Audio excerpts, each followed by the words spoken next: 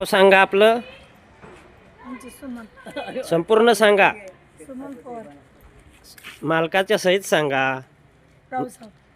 परत एकदा सांगा. सुमन रावसाहेब पवार. गाव श्रीगोंदा. एवढं का गडबडत आहे तुम्ही? गडबडायचं नाही मग. बस बस हां बरं हां नाव सांग बाळा. पूजा वसंत शिंदे. राहिला कुठं आपण? श्रीगोंदा. पण त्याला काय गाव एरिया भीमनगर शांतीनगर असं काय असं ना? घर बांधून नाही राहिला. झोपडी आहे का? कोणत्या भागामध्ये पण काय? हा बरं तुम्ही आता हे गोळा करताय भंगार. आता माझेच उदाहरण सांगतो. गेल्या काही महिन्यापूर्वी माझ्याच घरासमोर एक खुर्ची होती लोखंडी. ती तुमच्या श्रीगोंद्यावाल्या एका महिलेने उचलली आणि पिशवीत घातली. तर अशी रस्त्यावर अशी एखादी आता गच पडल्यात. हे बी तुम्ही उद्या उचलले. ऐक ना शोधायचं कुठं तुम्हाला? ऐक सांगतोय ते ऐक. तर मग मला सांग अशा वेळी आम्ही तुम्हाला शोधायचं कुठं? आता गावात ऐक ना तुम्ही घरोघरी तर जाताय की नाही बाळा?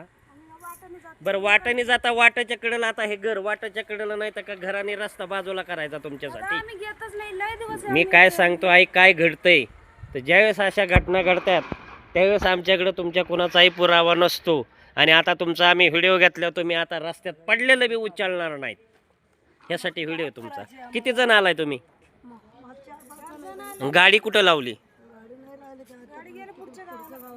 त्या गाडीवाल्याचा मोबाईल नंबर तुम्हाला गाड्या भाडं देता म्हणलं त्याचा मोबाईल नंबर पुढच्या वेळेस घ्यायचा बरं का? ऐका पुढच्या वेळेस त्या गाडीवाल्याचा नंबर घ्यायचा लिहून आणायचा चिठ्ठीवर. नाही घे एखादी घटना घडली तर आमच्या गावात हा आम्हाला माहितीसाठी नाही नाही ज्याची घडली तर ते अहो तुमच्याकडे फोन नंबर पाहिजे ना तुमच्याकडे.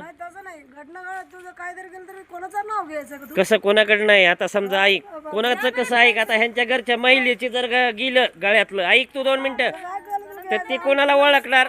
हे आहे का? हे आहेत का म्हणलं? हा हे आहेत का? कुणाचं नाही ज्याची घडली त्याच घेतल्या जाणार.